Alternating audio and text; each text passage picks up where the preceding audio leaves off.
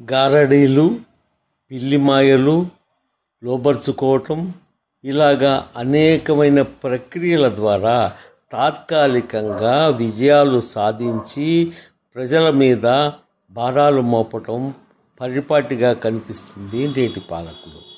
అది ఏనాటికి శాశ్వత పరిష్కారాలు కావు.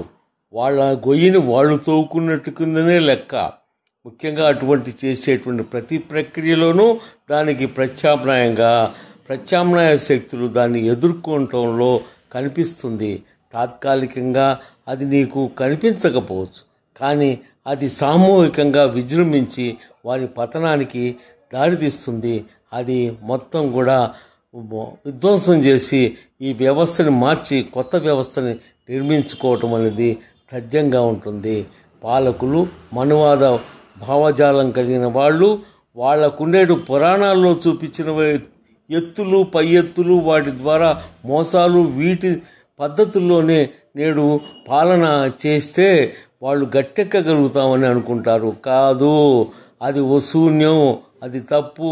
అది ఏనాటికి అలా గట్టెక్కలేరు. వాళ్ళు కొంపని వాళ్ళే కూల్చుకుంటారు.